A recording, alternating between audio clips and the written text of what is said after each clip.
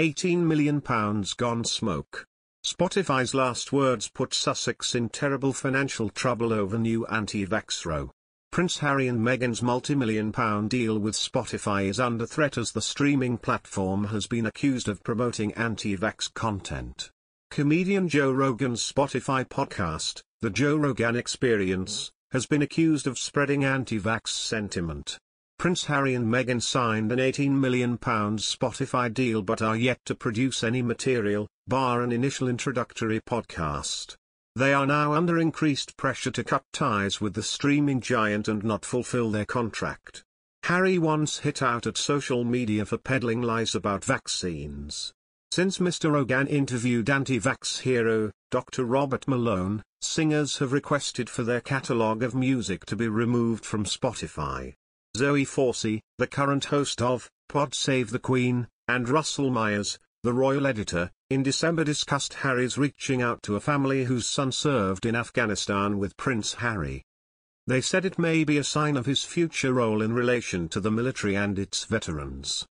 Speaking during the podcast, Ms. Forsey said, "It's things like this that make it look like Harry is really realizing that he can't do stuff like that anymore, but he's still making the effort to contact people to share his feelings and offer his sympathies, which I think is the better side of Harry that people have loved and they miss." The Queen was advised that passing on Meghan Markle's royal roles to Kate, the Duchess of Cambridge, could spark too many comparisons between the pair. The Duchess of Cambridge is believed to be under consideration to be given additional titles to cover the vacancies the Duke and Duchess of Sussex, as well as the Duke of York, created after stepping down. Reports say Kate may be in line to become the new patron of the National Rugby Union, taking over from Harry, and the Grenadier Guards signalled they would be happy to welcome the Duchess as their new colonel after Prince Andrew. Pod Save the Queen host Zoe Forsey said, "My thought is that if Kate was to take on any of Meghan's patronages, same with William and Harry. There'd be so many comparisons being made if they were handed over directly and swapped between, wouldn't they?" When Prince Harry and Meghan Markle stepped down as senior royals, they pledged to become financially independent. And one of the first big-money commercial deals they signed in September 2020 was with streaming giant Netflix, which is reportedly worth around £100 million. However, almost 16 months on from the big announcement, Netflix has yet to release any content produced by the couple.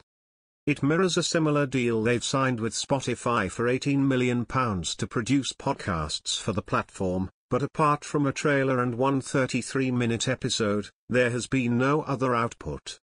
Yesterday, it was reported that Spotify was taking the deal into its own hands by hiring a number of in-house producers to help deliver on the deal after waiting more than a year for any material.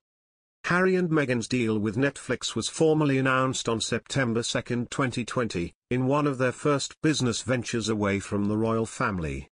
It's never been confirmed exactly how much the deal is worth, but reports put it at around $112 million. In a statement at the time, the pair said, "Our lives, both independent of each other and as a couple, have allowed us to understand the power of the human spirit, of courage, resilience and the need for connection.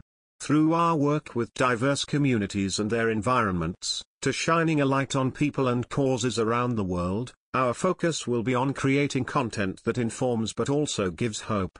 As new parents, making inspirational family programming is also important to us, as is powerful storytelling through a truthful and relatable lens."